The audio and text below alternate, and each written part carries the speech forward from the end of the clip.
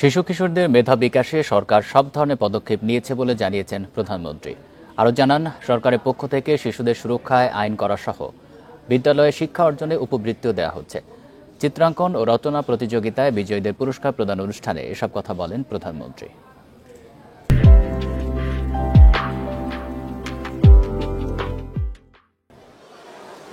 জাতির পিতা বঙ্গবন্ধু শেখ মুজিবুর রহমানের জন্মবার্ষিকী উপলক্ষে রচনা ও চিত্রাঙ্কন প্রতিযোগিতার পুরস্কার বিতরণ অনুষ্ঠানে গণভবনে আসা শিশু কিশোরদের এভাবেই স্বাগত জানান প্রধানমন্ত্রী শেখ হাসিনা।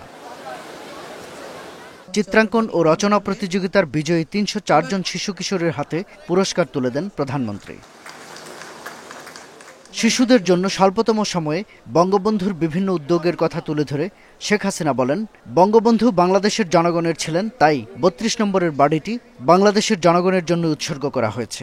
আমাদের লক্ষ্য হলো যে আমরা ট্রাস্টের মাধ্যমে আমরা যারা মেধাবী দরিদ্র ছাত্রছাত্রী তাদের আমাদের শিক্ষা সহায়তা করব, পাশাপাশি অনেক দুস্থ মানুষকে সাহায্য করব।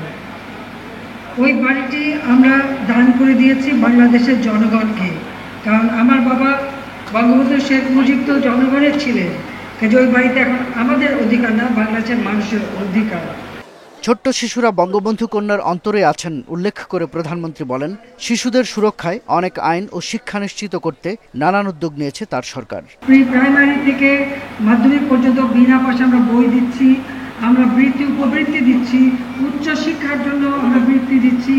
আমরা মেডিকেল বিশ্ববিদ্যালয় করেছি, ডিজিটাল বিশ্ববিদ্যালয় করেছি, আমরা কৃষি বিশ্ববিদ্যালয় বাড়িয়েছি, আমরা fashion design, fashion, aerospace, aviation, বহুমুখী বিশ্ববিদ্যালয় করে দিয়ে বিজ্ঞান প্রযুক্তি বিশ্ববিদ্যালয় বিভিন্নভাবে আমাদের ছেলেমেয়েরা তারা যেন লেখাপড়া শিখতে পারে, তাদের মেধা বিকাশের সুযোগ হয়, সেই সুযোগটাও আমরা করে দিয়েছি।